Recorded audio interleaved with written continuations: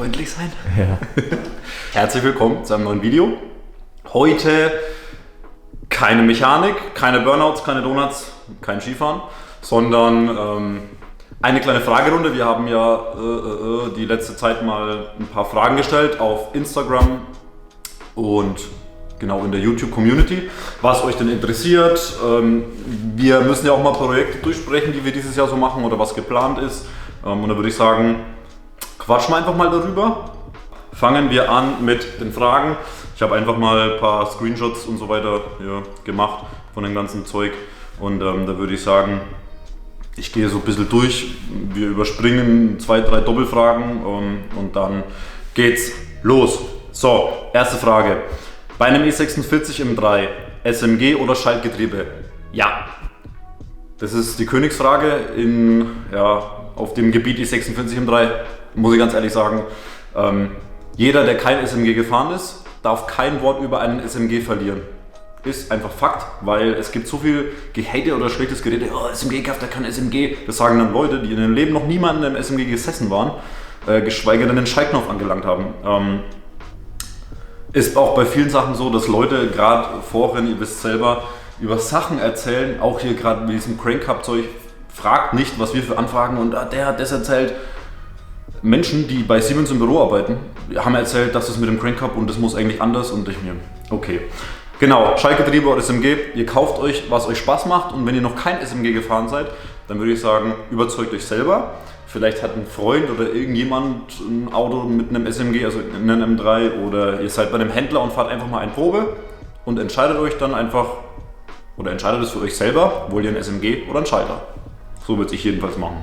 Ist mal in Planung etwas zusammen mit Alos zu machen. Tragt ja ziemlich viel Kleidung von denen. Quatsch. Warum trage ich Kleidung von Alos bzw. von Philipp? Ganz einfach, weil der Philipp ein guter Kollege ist. Ich ihn sehr schätze und mag. Er einer der wenigen in der ganzen Szene ist, die wirklich ehrlich sind und ich sowas echt schätze und er glaube ich auch. Und deswegen mache ich ganz unbezahlt einfach Werbung für etwas, das mache ich auch so bei anderen Sachen, die ich gut finde. Und ich bin mit Philipp, glaube ich, schon ein Jahr in der Diskussion, mal ein E46 M3 oder ein E36 Track-Projekt zu machen oder irgendwas, was mit BMW zu tun hat. Philipp, falls du siehst, du weißt, von was ich rede. Es gab schon einige Diskussionen, aber irgendwie bleibt der Philipp immer wieder bei Audi hängen. Beziehungsweise, ist ja nicht schlimm, aber Philipp hat einfach so viel um die Ohren, dass es schwierig ist, jetzt dann noch 5 andere Projekte zu machen. Aber ich bin mir sicher, irgendwas wird schon mal kommen. So, nächste Frage. B58 à la M140, 240, 340. Also wir reden von einem B58 für alle, die nicht bei BMW drin sind. In den 40i Modellen oder M240i oder Schieß mich tot, also alles was 40i ist, seit 2 Jahren auf dem Markt, hat den B58 drin, das ist ein 3 Liter Single Turbo. Der Motor hat super Potenzial, hat auch diese Crank-Up-Schwächen nicht mehr, also da unten ist das Teil zum Beispiel an der Kurbelwelle wieder aus einem Stück, was ihn sehr standhaft macht und das System ist so, der hat einen Wasserladeluftkühler, das heißt einen extra großen Kühler für das Wasser, welches dann den Wasserladeluftkühler, der übrigens in der Ansaugbrücke sitzt, durchströmt. Deswegen mega geil, denn ihr habt extrem niedrige Ansauglufttemperaturen, wie zum Beispiel auch M4 hat einen Wasserladeluftkühler, C63, jetzt V8 Biturbo hat einen Wasserladeluftkühler, RS6, RS4, die neuen, also eigentlich alle neuen Modelle haben Wasserladeluftkühler. Warum? Weil die Motoren einfach immer weniger Hubraum haben, immer mehr Leistung haben sollen, am besten Euro 10 Norm mit 6 OPFs und schieß mich tot. Ja, und wo kommt dann die Leistung her? Aus 2 Liter Hubraum, schaut mal bei einem A45 unter die Haube. Der Lader ist so groß wie bei irgendeinem Import Skyline, beziehungsweise das Abgasgehäuse. Also das ist schon echt mächtig und großer Lader, viel Druck. Viel Druck heißt hohe Temperaturen. Hohe Temperaturen bringt mit sich, dass man ein sehr gutes Ladeluftkühlsystem braucht. Und deswegen auch die ganzen neuen Modellen haben eigentlich alle Wasserladeluftkühler. Genau, zum Motor, ein super Motor. Gibt schon viele Projekte, wo Leute Stock-Block diese Teile mit ein bisschen Upgrades, also Lader und so weiter, auf 600-700 PS fahren, teilweise sogar mehr. Ob das dann auf Zukunft hält, ist jetzt dahingestellt. Ich würde sagen, kann man machen, aber alles, was über 500 PS ist, würde ich wohl mal in mich gehen und überlegen, ob ich da nicht Kolben mache oder Pleuel oder schieß mich tot, denn das ist schon enorm Leistung für so ein Auto. Aber ja, super Motor, läuft gut, hört sich auch mega geil an, wenn der OPF raus ist. So, weiter geht's. Wie sieht es mal mit einem 5er-Projekt aus? Ui, gute Frage. Da, Leute, könnt ihr euch auf was gefasst machen, beziehungsweise, ja, will gar nicht jetzt so anpreisen, aber ja, es kommt ein 5er-Projekt, kein neuer 5er. Ich habe ja selber auch schon einige 5er gefahren. Wir haben was erstanden in Japan vor nicht allzu langer Zeit. Wer auf Instagram immer aufmerksam ist, weiß auch, um was es dreht. Der kommt in 6 bis 8 Wochen und sobald dieser LKW hier ist, stehe ich da vorne mit Selfie-Mode-Kamera und dann geht's rund. Aber da verrate ich nicht zu viel, da dürft ihr euch einfach überraschen lassen, deswegen immer fleißig diesen Channel verfolgen. Es ist sehr BMW-lastig, das Ganze hier. Komisch. Nächste Frage, macht ihr eigentlich nur BMW? Nein. Es ist so, ich habe ja größtenteils auf BMW gelernt, ganze Familie ist BMW, Freunde und so weiter. Dann habe ich mir ziemlich viel BMW-Kundschaft aufgebaut, fahre privat auch eigentlich ausschließlich BMW, bis auf ein paar andere Autos, wie zum Beispiel den C63 jetzt über die Firma. Wir haben den GTI, weil wir auch APR-Partner sind, was wahrscheinlich manch andere noch gar nicht wissen. Ja, wir machen nicht nur BMW, also ich würde sagen, ziemlich alle europäische Marken, VAG-Konzern, darunter zählt auch Porsche und Lamborghini, Bentley, Seat, Skoda, brauche ich euch nicht aufzählen, wisst ihr wahrscheinlich alle selber. Das Ganze über APR oder auch über unsere eigenen Sachen, also zum Beispiel GT3, GT3 RS, Abgasanlagen, Fahrwerke machen wir auch einige. Ja, Ferrari, Standard, ja, was machen wir noch? Ja, McLaren zum Beispiel, ja, Ford, Opel, ja, Software-Tuning, allerdings muss ich sagen, dass da viele Modelle dabei sind, die einfach wirklich komische Steuergeräte drin haben und ich ehrlich bin, dass ich gar nicht so Wert darauf lege, das ganze Gebiet abzugrasen, sondern einfach bei den Sachen bleibt, die ich wirklich beherrsche und mich auskenne. Ohne jetzt zu sagen, wenn jemand anruft, ich fahre einen XY Corsa OPC, Modell so und so, Motorcode so und so. Ich meine, Leute in der Opel-Szene sind ja auch dann so für sich. Jetzt nichts gegen Opel, aber ich will jetzt nur so ein Beispiel nennen, könnte auch mit Ford oder sonst irgendwas sein. Da sage ich mal ganz ehrlich, also ich habe noch keine gemacht und ich kann dir auch nicht versprechen, wie gut er fährt oder wie viel Leistung da rauskommt. Und deswegen würde ich empfehlen, einfach zu jemandem zu gehen, der sowas täglich macht und sich da auskennt, muss ich ehrlich sagen. Also ist auch, denke ich, besser so für alle Beteiligten. Ja, genau, zum Thema. Nein, wir machen natürlich nicht nur BMW, also Audi, VW. Übrigens bin ich auch schon seit längerem auf der Suche nach einem RS4 B5. Ja, wie so viele wahrscheinlich auch. Genauso wie, für was ich mich mega begeistern kann, Skyline, Supra R34, R33, Supra MK4, MK5. Braucht man nicht drüber sprechen, ist nicht mein Ding, mag ich überhaupt gar nicht. Gefällt mir optisch überhaupt null. Aber es gibt auch Leute, die mögen es und es gibt auch Leute, die fahren andere Autos und deswegen, ja, genau. Ja, das zu der Frage. Auch schon nächste Frage. Magst du auch andere Autos außer BMW? Ja, das ist wie wenn mich jemand fragt, was hörst du für Musik? Und ich sage, alles. Der Johnny ist eigentlich, glaube ich, genauso wie ich. Wenn jemand sagt, hey, du kannst nicht alles hören. Ja, du hörst doch bestimmt kein Schlager und das und das. Ja doch, also wir hören Schlager, danach kommt Hard Techno, dann Hip-Hop und dann geht es weiter mit 80er, 90er, extrem geil. House, Eurodance. Country, Alabama. Also es ist wirklich so und fast genauso ist es bei Autos. Also was ich mega geil finde, sind die ganzen alten Benzer, 500er SEC und so weiter. Richtig geil, Lisas Evo 2 Projekt auch mega. JDM sowieso ultra, also Evo 7, 8, 9, Evo 9 nicht, aber bis Evo 8 mega geil. Supra, MK4, 32, 33, 34 Skyline, alles was man so kennt. Mitsubishi, Subaru, Toyota, Nissan, mega. Ausgeschlossen Nissan Almera und so weiter, Toyota Yaris, das ist jetzt nicht so, aber alles andere mega. Genau, Audi RS4 B5 auch mega. Ja, Mercedes hatte ich schon genannt, Supersportler auch geil, aber muss ich sagen, da bin ich gar nicht so der Fan von allem, zum Beispiel Pagani, Bentley, ja, gibt ein paar Modelle, die sind ganz cool. Bugatti hat man auch noch viele, wo ich vorher gearbeitet habe. Aber kann mich nicht dafür begeistern, muss ich ehrlich sagen. Autos mega verbaut, mega kostenaufwendig in der Reparatur, gehen echt oft kaputt, kosten ein Schweinegeld und ist meiner Meinung nach auch von der Optik Pagani zum Beispiel, kann ich nichts mit anfangen. Also gibt viele, die finden diesen Hype, Hypercars, Supercars mega, aber gibt viele Autos, muss ich sagen, kann ich nichts mit anfangen. Aber gut, wie gesagt, Geschmäcker sind verschieden. Ja, okay, ich habe den Hinweis bekommen, wir reden schon wieder lange. Deswegen würde ich sagen, machen wir noch 2 Fragen. Wie viele Autos hast du bis jetzt schon besessen? Oh Gott.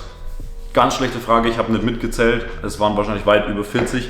Es war sogar mal so weit, dass ich mit 19 oder 20 einen Brief vom Landratsamt, damals nach der Ausbildung Geselle, ja, kurz vor Meisterschule, einen Brief vom Landratsamt oder Finanzamt, ich weiß nicht, ich glaube Landratsamt, im Briefkasten hatte, ob ich den Autohandel betreibe. Irgendein Nachbar, so ist es ja in Deutschland, hat wohl mitbekommen, dass ziemlich genau jede zweite Woche ein anderer E36 im Hof steht oder ein anderer BMW. Und hat dann wohl gedacht, ich mache Autohandel. Nee, ich habe mir einfach immer eBay Kleinanzeigen, mobile, Autoscout damals.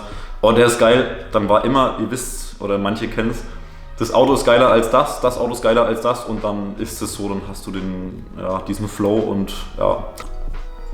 So, 2 Fragen noch. Vorletzte Frage, was ist das schnellste Auto, was du bis jetzt gefahren bist? Da waren viele dabei. Ich würde sagen, das war aber es war 2015 ein Kundenprojekt in Shenzhen. Shenzhen ist Teil von China und da war ich des Längeren. Genau, und da hat man einen LaFerrari, also Ferrari, LaFerrari, 1160 PS. Ja, das Teil ging richtig krank ab. Ich müsste mal gucken, ich habe noch irgendwo Daten, 100, 200, aber das waren wohl um die 3 noch irgendwas. Also dieses Auto war gefühlt für mich das schnellste, das ich jemals gefahren bin. Was auch ultra schnell ist, gerade aus dem Stand 991 Turbo S, wenn die gemacht sind. Das ist so schnell, also die machen 0 auf 100 2 bis 2,2 Sekunden, wenn die gemacht sind. Und das ist so schnell, dass das einfach fürs menschliche Gehirn, jedenfalls für meins, so eine Geschwindigkeit ist oder so ein kurzer Zeitframe, in der du Geschwindigkeit aufbaust, dass es eigentlich schon unreal ist oder ja, das menschliche Gehirn einfach damit klarkommt mit dieser Geschwindigkeit, weil wenn man dann auf dem Stempel bleibt, vergehen auch nochmal 2-3 Sekunden mehr und dann stehen 200 auf der Uhr und das Ganze auf der Landstraße oder auf der Autobahn ist schon üble Nummer. Ja. So, letzte Frage. Was ist mit deinem E30-Projekt passiert? Gibt es den noch oder ist der Geschichte? Steht da draußen auf dem Hof unter einer Plane. Warum? Karosse teilzerlegt, also es gibt ein E30 M3-Projekt. Ja, ich habe einen 325 ETA gekauft letztes Jahr im Frühjahr und den haben wir zerlegt. Ich habe schon originale M3 Evo-Kotflügel da. Einen originalen Evo zweiteiligen Heckspoiler mit dem geilen Flap dran. Es fehlen noch die Seitenteile, die Heckklappe, Abschlussbleche, Schweller, schieß mich tot. Ich habe ziemlich viel bei BMW bestellt und wir warten auf Neuteile, allerdings ist es mega im Rückstand. Und ja, da kann es leider erstmal nicht so krass weitergehen, aber sobald dieser Container oder die Teilelieferung kommt, schwöre ich euch, geht's los. Das zum Thema Fragerunde. Projekte dieses Jahr, da würde ich sagen, wir verraten jetzt einfach gar nichts und es ist immer eine mega geile Überraschung für euch, wenn neuer Content kommt und ich kann euch verraten, es wird einiges kommen und vieles kommen und Projekte kommen, die hat noch niemand auf seinem Channel und ja, das wird ziemlich gut werden. Ansonsten, was gibt es denn noch? Ja, wir machen auf jeden Fall mal ein VW Audi VAG Projekt, da hinten liegt auch schon eine Downpipe. Das Ganze zusammen mit APR, das denke ich wird mal übernächste Woche irgendwann demnächst wird ein Video kommen. Das wird auch ganz geil werden mit einem mega schönen Auto. Dann, was haben wir noch? Johnny, müssen wir noch irgendwas sagen, Fragen machen, tun? Hater-Kommentare. Hater-Kommentare. Hast du welche? Einen habe ich. Okay, schick ihn mir oder zeig ihn mir. Was echt schade ist, also ich habe gerade wirklich nochmal Kommentare durchgelesen. Ey, das sind noch so viele geile Kommentare, die man jetzt durchmachen könnte, aber wir wissen nicht, wie lange soll das Video jetzt gehen. Guckt dir das auch wirklich an? Interessiert es jemanden?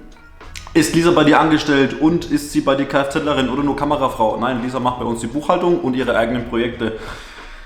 Oder wir machen einfach so ganz schnell nochmal, oder? Vielleicht so ein, zwei, wo so richtig, wo man nicht lang rumlabern. Was hältst du von Mini und wie stehst du zum KW V3 Clubsport? Okay, 2 Fragen. V3 Clubsport, mega geiles Fahrwerk. Was halte ich von Mini? Heißes Thema, PSA-Motoren. Ja, Minis sind cool, fahren sich geil, aber nichts für mich. Kann man so machen. Ist es geplant, mal mehr Videos in der Woche zu machen als ein Video? Ganz geiles Thema. Johnny und ich würden am liebsten euch gern 7 Tage die Woche mit Videos versorgen. Allerdings ist das ein sehr zeitaufwendiges Thema. Dann ist es so, dass Johnny das ja einfach nur so zum Spaß macht jetzt hier aktuell und dass er nicht sein Hauptjob ist. Genauso wie bei mir. Wir verdienen damit im Grunde kein Geld und machen das, weil uns das Spaß macht, wenn der Content bei euch ankommt. Und würden das gerne auf jeden Fall professionell machen, so wie der ein oder andere Channel hier in Deutschland. Allerdings ist es wirklich so, muss man sagen, bei den Aufruferzahlen, die jetzt hier sind, oder ich sag mal unter 500.000 Abonnenten, es ist wirklich schwer, das ganze Rad am Rollen zu halten. Was jetzt, guck mal, allein die Ausrüstung, 5.000, 10.000 Euro hören den Schlag da nicht, wenn man Gimbal braucht, Mikro, mehrere Kameras, Objektive. Computer, 5.000, 6.000, 7.000 Euro, so ein Laptop, ne? MacBook. Ja, 4.000, aber das ist auch schon teuer. Ja, 4.000 ist Hölle, also wenn ich überlege, was bringen solche Videos, manche sagen, ja, pro Aufruf 1 Euro, absoluter Quatsch. Und das Lustige ist, von den ganzen Sachen, sagen wir mal, wenn da 1.000 Euro rumkommen nach 8 bis 10 Wochen, dann gehen davon 70-80% teilweise nochmal an den Staat. Der macht da die Hand auf, der größtenteils Google, also da machen sich wirklich welche, die kein YouTube machen, viel zu viel Hoffnungen und sagen, die verdienen schon 10.000 Euro im Monat. Nein, so ein Video bringt 50 bis 70 Euro umgerechnet, wenn überhaupt. Und das ist die Zeit, die wir da reinstecken, das ist egal. Ja, genau. Wir schauen halt, dass zumindest, wenn einmal die Woche ein Video kommt, dass halt da die Qualität passt. Ja. Und dass was Gutes kommt und nicht einfach dahin gewürfelt und... Das ist wie das Thema, macht ihr auch 100.000 andere Marken? Nein, wir versuchen irgendwie qualitativ komprimierten, guten Content euch zu geben. Mal mehr, mal weniger, aber irgendwie immer cool, so dass man sagt, okay, man kann sich das ganze Video wirklich angucken, ohne jetzt dann nach 10 Sekunden zu sagen müssen, oh nee, weiter, weil das Gelaber interessiert mich nicht. Und ja, wie gesagt, ich bin jetzt kein Schauspieler, aber ich weiß es auch, wenn ich mir im Nachhinein die Videos immer angucke, gerade dieses Video mit dem super Kommentar, den ich jetzt gleich vorlesen werde. Ja, die Stimmung ist aber immer live, also manchmal, Johnny und ich zum Beispiel machen mega Witze und es ist gerade so eine lustige Stimmung, dann machen wir einfach die Kamera an und dann bin ich aufgedreht und manchmal ein bisschen in mich gekehrt, wie zum Beispiel beim Alpina-Video oder jetzt auch bei den nächsten Videos, da werden noch 1, 2 Sachen kommen, da bin ich einfach emotional so dabei, dass es dann einfach auch die Stimmung so widerspiegelt und dann ist es einfach so, will man sagen, real. Ja? Ich mache nicht irgendwie, komme jetzt gerade drüben raus, hat man auch schon, da war ich mega schlecht gelaunt. Johnny, ich hoffe, wir drehen jetzt ein Video, ich drehe jetzt kein Video, weil sonst nehme ich die Kamera und schlag sie. Hat man auch schon. Letztes Jahr habe ich mal eine Kamera zerstört. Ui, naja, egal, okay. Gerne würden wir mehr Content machen. Wenn es die Zeit mal zulässt und das Ganze finanziell so viel hergibt, dass ich Johnny vernünftig bezahlen kann, was ich auf jeden Fall tun will, denn das hat er verdient. Dann reden wir gleich weiter. Telefon. Moment. So, kurzes Kundengespräch. M4 Competition, OPF mit unserer Abgasanlage. Kommt bald ein Soundcheck. Haben wir gerade einen Termin ausgemacht. Freue ich mich auch drauf. Wenn du den Kommentar schon lässt, muss ich schon lachen. Lies ihn bitte genauso vor, wie er da steht. Machen wir jetzt nur den einen Kommentar, der Rest ist ja langweilig, oder? Der ist ja automatisch aussortiert von YouTube. Ja. YouTube hat den gar nicht veröffentlicht. Ja, blöd, oder? Ja, Mensch. Schade, aber... Schade eigentlich. Kannst ja 1, 2 Worte dazu sagen, was... ich war natürlich auch ein bisschen, würde ich sagen, ADHS-mäßig angelehnt an dem Video am Anfang, weil ich so aufgeregt war und das war ja eines der ersten Videos und ich wusste ja nicht wegen der Stimmung und war gleichzeitig auch so glücklich, dass das Auto da war und dann kommt das natürlich immer so ein bisschen doof rüber, ne? Aber...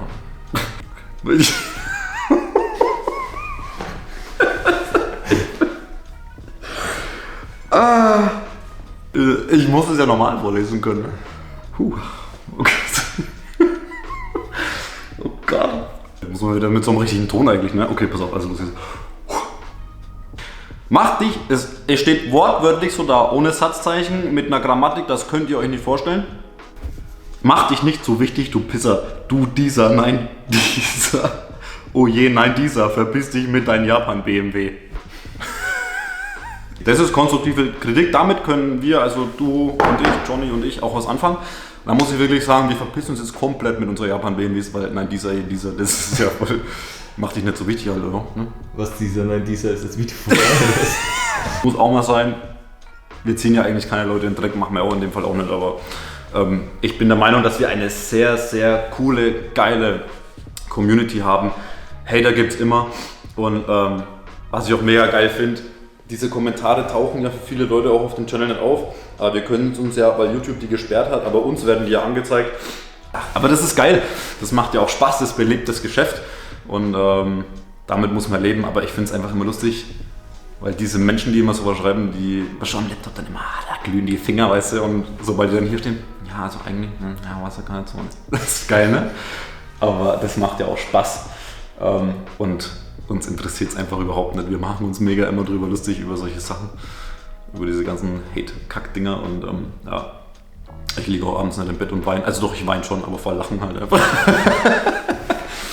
In diesem Sinne, konstruktive Kritik ist immer da und wir löschen auch keine Kommentare. Schreibt etwas drunter, was euch auch nochmal interessiert. Wir können gerne, wenn ihr Bock drauf habt, öfters mal solche Frage-Antwort-Videos machen.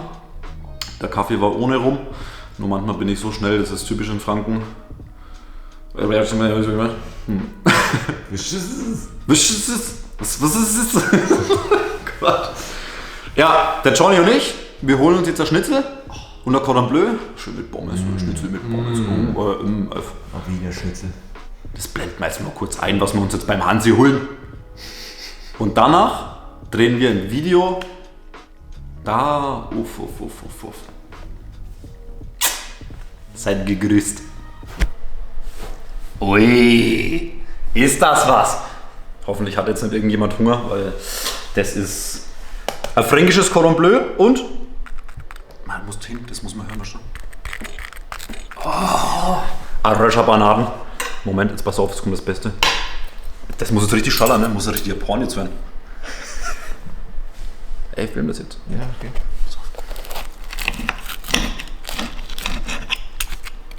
Ja, schnell filmen. Oh Gott. Mach aus, ich will jetzt essen, hopp.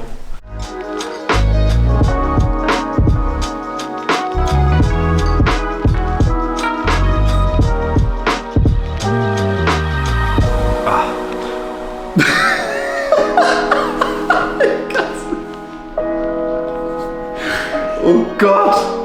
Armes Deutschland, ey, wo sind wir hingekommen?